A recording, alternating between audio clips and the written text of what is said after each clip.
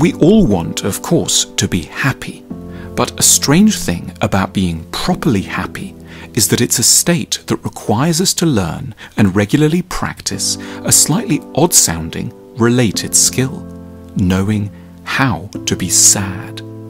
Every day, a lot of stuff happens to us which is, in one way or another, pretty hurtful. Someone doesn't call, someone says no, a project isn't going to work out.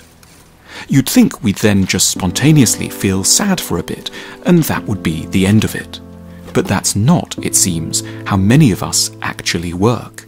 Frequently, our minds, which are squeamish by nature, rigorously shut out unfortunate negative feelings and go into a state of what psychologists call denial, where difficult but true information is refused access.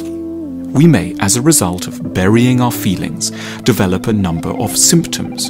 We can't sleep, bits of our bodies start to twitch, we develop an addiction. Or there's another option. We become extremely jolly. Not happy as such, but brittle and insistent in a fake kind of upbeatness, the sort of happiness that can't tolerate any sadness.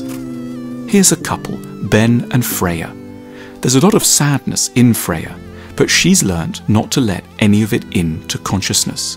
So she's often extremely cheery and rather bad at picking up on other people's need to be sad. Let's watch a little film about these people. What's wrong with you? Looking all glum? Nothing to be glum about. It's the weekend. What should we do this weekend? Party, party. What's that song? Friday, Friday. Gotta get down on Friday. Can we just You love that, don't you? You know what I was thinking about the other day? You're so good at karaoke. I love it when you do karaoke. It's Saturday night and I like the way you move. Yeah. I just think... I didn't know you were ticklish around here. You're going to listen Around to... your little ribs.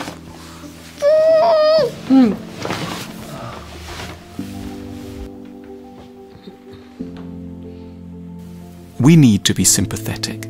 The origins of jolliness are pretty painful.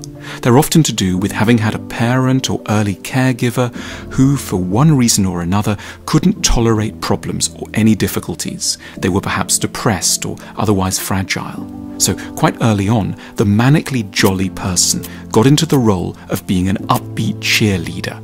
Not because they were, but because they had to be.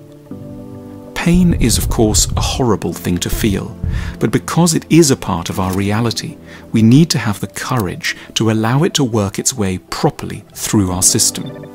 We need to learn to feel the pain of our lives authentically before its joys can feel real as well.